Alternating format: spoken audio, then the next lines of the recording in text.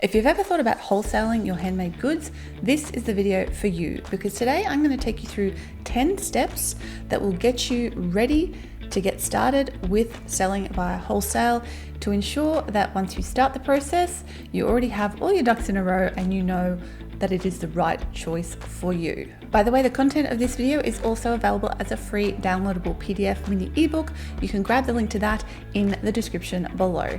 Okay, so step one is, do I believe in my product? When you think about the pieces that you create, do you feel like you are fulfilling a need or a desire? You're making something that is making the world a little bit of a better place?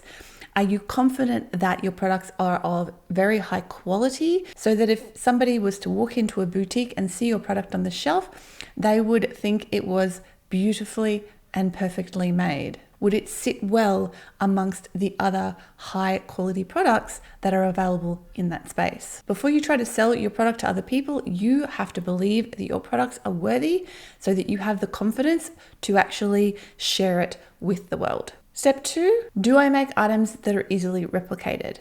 Now, this is not 100% necessary, but it will make your life a lot easier, because when you are selling wholesale, generally speaking, people are going to look at your website and see what's available, or they're going to look at your wholesale catalog and they're going to want to order specific items. So do you have a range of items available and ready to sell via wholesale for your wholesale clients to choose from? Having a reproducible product line, people can buy 5 of that or 10 of that item, will make it a lot easier to grow your wholesale business. However, that being said, you can sort of get around this by having a type of item. Say you make bags out of scrap fabric, for example.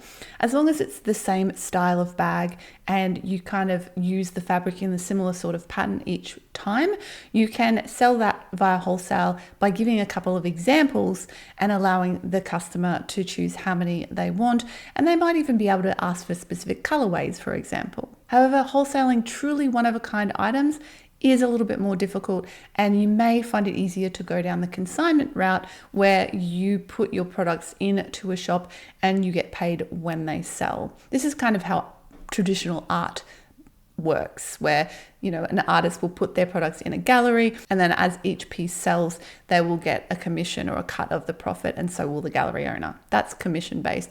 Wholesale, just to clarify, is where a shop will buy your products outright from you, so you get the money up front and it's done and dusted, and then they can put whatever price on them they like and sell them in their shop. Step 3, can I ensure my products are of a similar quality? So this kind of follows on from the last one. If you're making reproducible items, you need to make sure that you can reproduce the quality of the item so that basically each item that's reproducible looks pretty much identical, because that's what they will want. Now, again, there can be variations on this. Say you make ceramics and you make a bunch of mugs.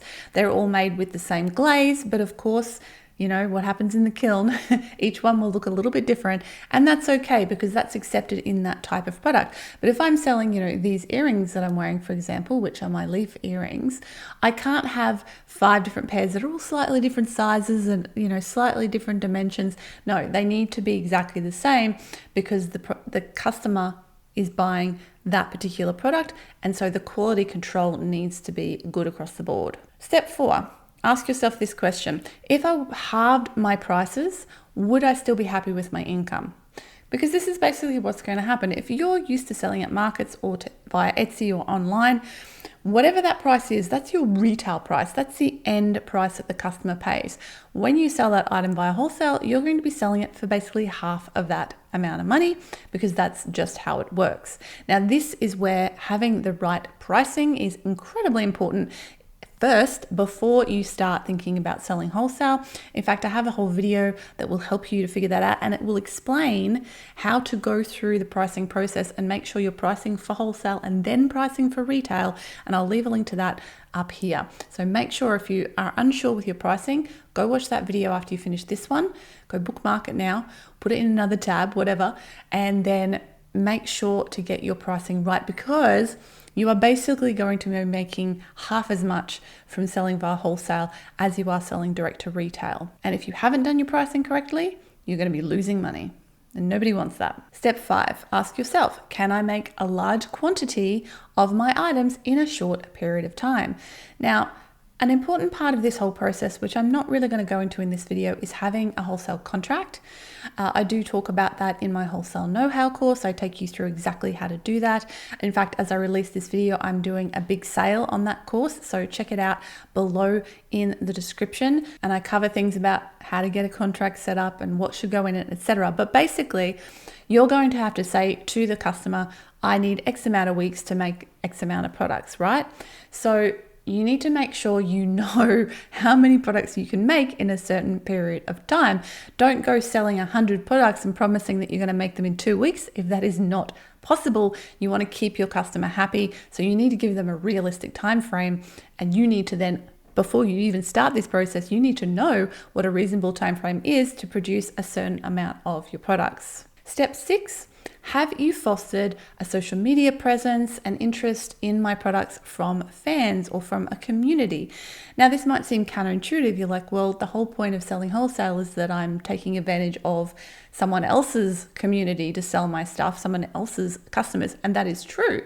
However, you need to first actually get a wholesale buyer to choose you and buy from you. And a way to do that, or a thing that will help with that, is if you can show a retailer that you already have a following, you already have people who love your work. And this is basically a form of social proof. It proves that your product is in demand already. So they are more likely to go, well, other people are loving it.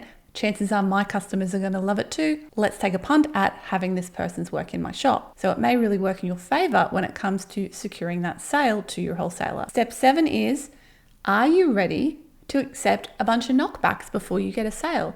This comes back to being confident in your product. And also it's really important, and again, I cover this in the course, to do your research and make sure that when you are approaching people, you're approaching retailers, you're approaching boutiques, museum shops, whatever it is, whoever it is you're choosing, you've actually done the research and know that your product is going to be a good fit for their shop. Chances are the majority of the people you contact won't buy from you, but you'll only find out if you put yourself out there and try. As they always say, if you don't ask, the answer is always no. And also, don't forget, if you approach somebody once and they say no or not yet, that doesn't mean they'll never buy from you. That just means they're not ready to buy from you right now. Keep track of when you've contacted people, and then you can follow up with them in 3 months' time, 6 months' time. Make sure you contact them a couple of times and give them a few opportunities to purchase your work. So you need to be ready to hear the word no many times potentially before you hear the word yes. And don't let it discourage you from keeping on trying. Step 8 is ask yourself,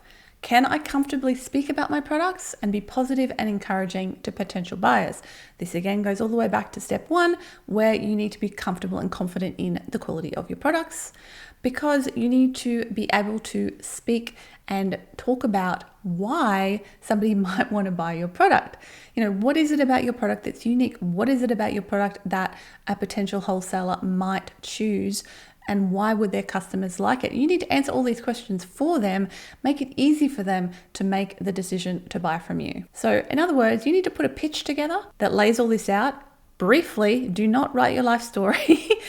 A couple of sentences that outline the benefits, not just the features, but the benefits of your product to the buyer. And again, I go into how to write this email, what to attach to it, etc. in Wholesale Know-How, my course. Link is below. Okay, step 9, if you're serious about wholesale, if you really want that to be a core pillar of your sales strategy, are you ready to consider taking on staff? Because it may come to the point that you have more work than you can handle. Because when you have a ceiling, you have a limit to how many items you can physically create by yourself. So you may start to think about, can I hire someone to help me make stuff?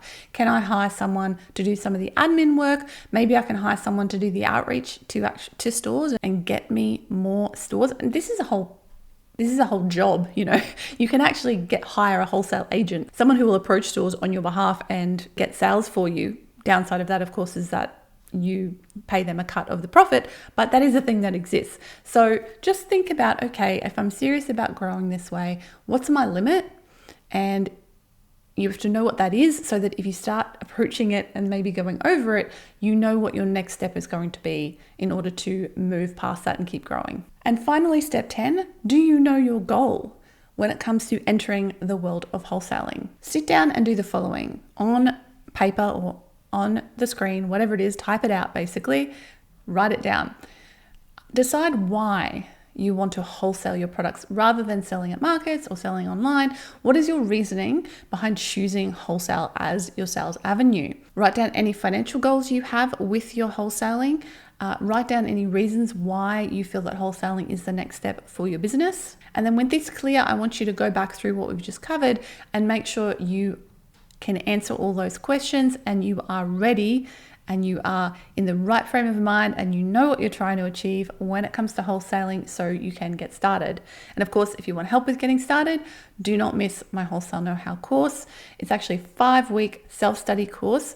The first 4 weeks are all about everything you need to know to get started selling via wholesale. And the last week is additional bonus module about how to do trade shows. If that is a way you want to reach out to wholesalers, you want to actually go to a trade show and get them to come to you, well, I'm going to cover in that course exactly how to do that as well. So you can check that out via the link below. Again, remember this whole video, the steps, if you want to sit down and work through it, I actually have a download of this. You can grab that below as well. Now, if you want a little tricksy hint and guidance on how you can actually sell wholesale directly from your website rather than like putting a whole catalog together and stuff, I have a video that shows you exactly how to do that. I'm going to leave that one here for you so you can watch that next.